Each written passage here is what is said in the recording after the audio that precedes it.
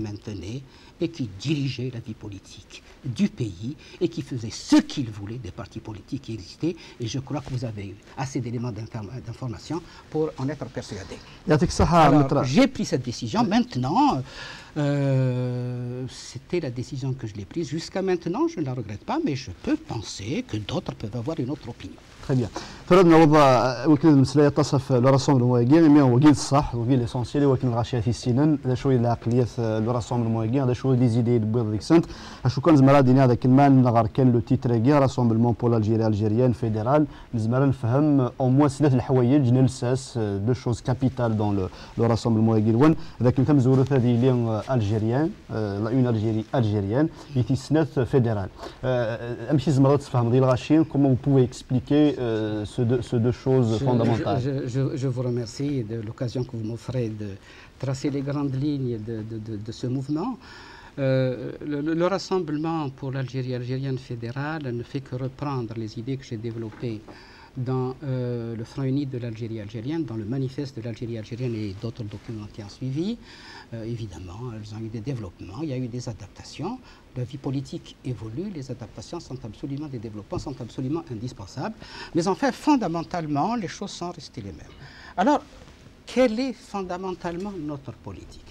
Notre politique, c'est une politique de l'Algérie algérienne. Nous sommes des Algériens. Qu'est-ce qui nous intéresse au premier chef? C'est ce qui est véritablement algérien.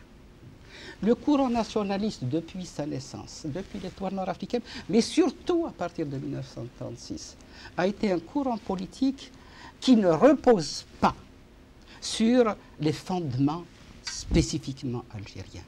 Il repose largement sur des positions qui étaient étrangères. Il n'était pas question de l'Algérie algérienne, il était question de l'Algérie arabe.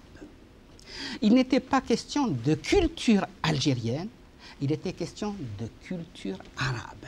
Il n'était pas question de langue algérienne, il était question de langue arabe, plus exactement de langue arabe classique. Autrement dit, les fondements nationaux du pays n'ont pas été pris en considération et ce sont des fondements nationaux étrangers que l'on a imposés. Alors, ma position, depuis l'époque, depuis 45-46 jusqu'à maintenant, les idées que j'ai développées, ce sont des idées qui sont différentes. Nous sommes des Algériens, nos positions doivent être algériennes.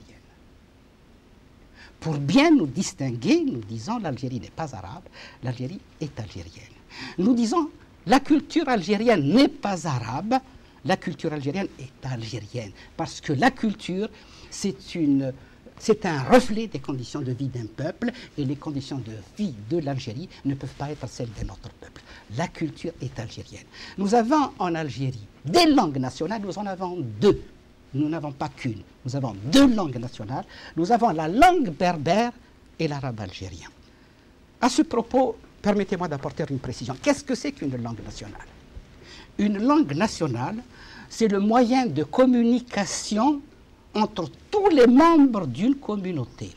C'est-à-dire que cette communauté, composée d'hommes, de femmes, de jeunes, de vieux, quels qu'ils sont, parlent la même langue et peuvent communiquer entre eux par l'intermédiaire de cette langue. Est-ce que la langue arabe classique est une langue de communication en Algérie? Elle n'est la langue de communication ni de la communauté berbère-berbérophone, ni de la communauté berbère-arabophone. Ce n'est pas une langue nationale. On a voulu également en faire une langue officielle. Quel intérêt nous avons de faire de la langue arabe classique une langue officielle, une langue nationale et officielle? Qu'est-ce qu'elle nous a apporté depuis qu'elle s'est imposée en Algérie? Elle a tiré le pays en arrière.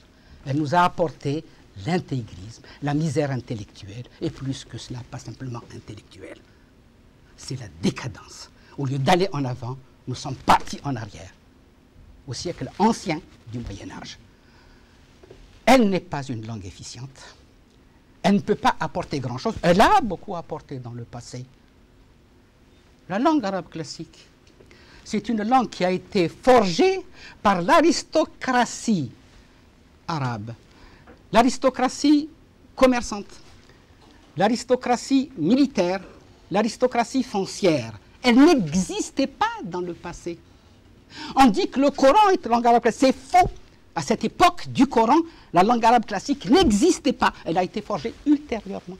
Elle a été forgée de manière telle, à l'imitation du grec, à l'imitation du latin, que le peuple ne puisse pas la comprendre.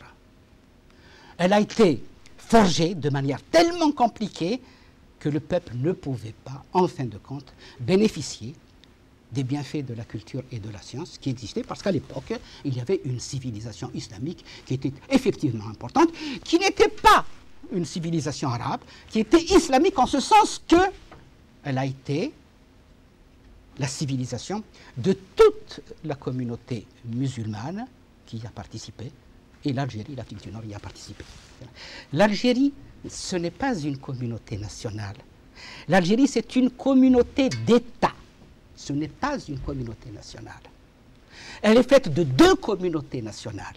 La communauté berbère-berbérophone, celle qui parle le berbère, et celle qui parle l'arabe algérien.